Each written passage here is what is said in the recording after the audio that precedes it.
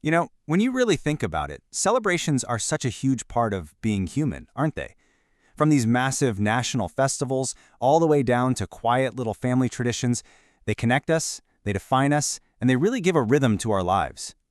So today, we're going to take a trip around the globe to see how different cultures mark some of their most special days. And that really brings us to the heart of it.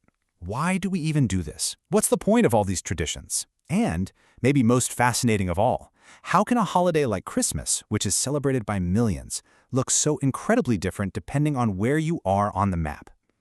Well, that is exactly what we're going to unpack.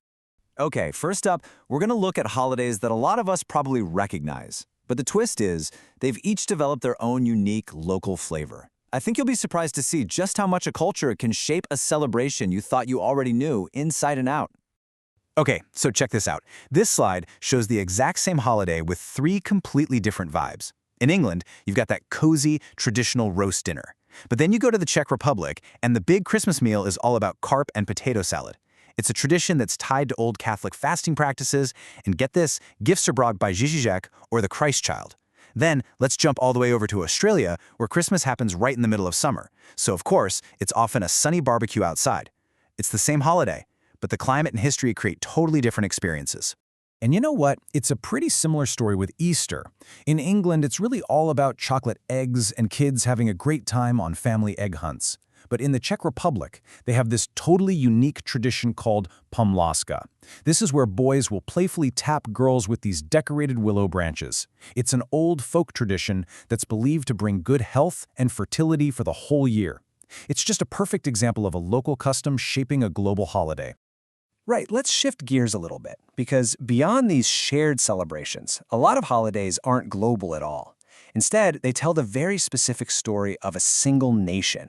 They mark a pivotal moment that really forged its identity. Let's start over in the USA with the 4th of July. This is a massive deal all across the country. It's all about celebrating that moment back in 1776 when the United States declared its independence from Great Britain and started its journey as a brand new nation. And the celebration? It's pretty much what you'd expect from a giant birthday party for a whole country. It is all about loud and proud patriotism, absolutely spectacular fireworks displays, local parades, family barbecues, and of course the American flag flying just about everywhere. Now, let's contrast that with the Czech Republic's most important national holiday, which is on October 28th. This day commemorates the creation of an independent Czechoslovakia way back in 1918. I mean, what a monumental event after centuries of foreign rule. So the whole town here is a bit more formal, a bit more respectful. Of course, there are public celebrations, but the day is also marked by these official state ceremonies at Prague Castle and the presentation of awards to distinguished citizens. It gives the holiday a really significant and official feel. Okay, heading back down under, Australia's National Day is January 26th. What it marks is the date in 1788 when the first fleet of British ships arrived at Port Jackson, New South Wales, which, led to the founding of the colony. And yet, just like their Christmas, Australia Day is a classic summer celebration. You've got people gathering for public events, firing up the barbecue, watching fireworks, and, of course, heading to the beach to soak up that sun. So, beyond just celebrating a nation's birth, some holidays are all about remembering one single pivotal event from the past, an event so significant that it continues to shape the national consciousness today.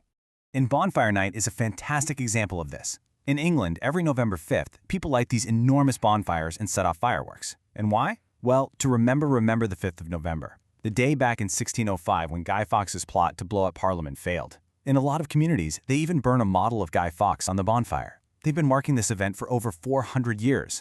Back in Australia, one of the most important national occasions is Anzac Day. It's a very solemn day of remembrance. It marks the anniversary of the first major military action fought by Australian and New Zealand forces during World War I at Gallipoli, and it's since grown to honor all soldiers who have ever served the country.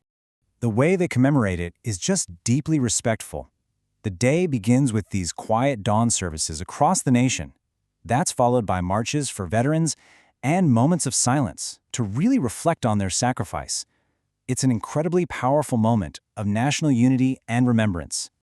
Okay, for our final section, let's head back to America to look at two really iconic autumn holidays that, even though they fall close together, have completely different moods and traditions. So on one hand, you've got Thanksgiving. Its roots are all about giving thanks for the autumn harvest. And today, it's about family getting together for a huge meal, usually with turkey and pumpkin pie. Then, just a month earlier, you have Halloween. This comes from ancient Celtic beliefs about spirits, and it's celebrated with spooky costumes, decorations, and of course, kids going trick-or-treating for candy. So here's the big takeaway. Whether it's a solemn day of remembrance, a patriotic party, or a family dinner, the specific details, the how we celebrate, might change from place to place, but the reasons we do it, the why, are remarkably similar. We celebrate to connect with our family and our community, to remember our shared history, and, just to find some joy. And that really leaves us with one final thought. From a summer barbecue at Christmas to a quiet moment of reflection at dawn, every single tradition tells a story. So what are the celebrations and traditions that tell your story? What matters most to you and your community?